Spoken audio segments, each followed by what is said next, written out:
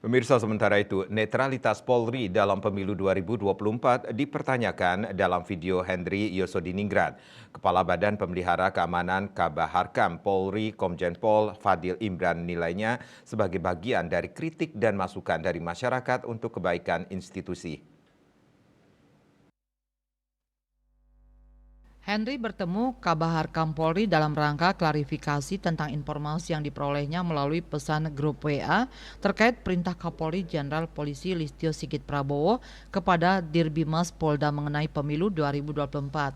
Sebelumnya, isi dari pesan tersebut dibacakan oleh Henry saat mengisi acara Mimbar Keprihatinan Bangsa dan Seruan Kebangsaan Purnawirawan TNI Polri di Jakarta tanggal 9 Februari. Kemudian videonya viral di media sosial yang dikaitkan dengan ketidaknetralan Kapolri dalam pemilu 2024.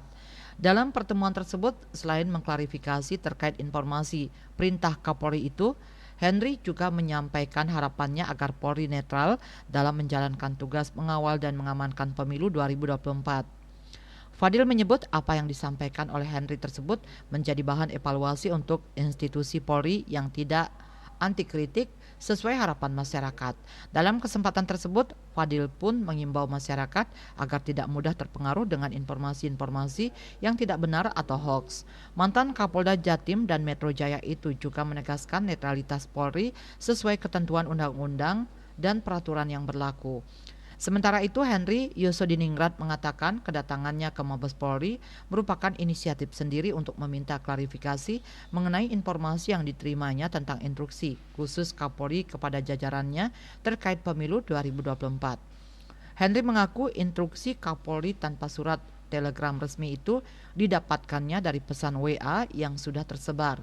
Namun saat isi pesan itu ia bacakan dalam acara yang videonya viral tersebar, belum dikonfirmasi ke Kapolri secara langsung kebenarannya.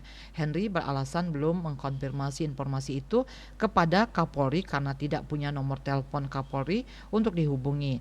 Namun setelah video itu viral, dirinya mendapat telepon dari sejumlah Kapolda kenalannya yang menyampaikan informasi tersebut tidak benar. KMB Bali Pos melaporkan.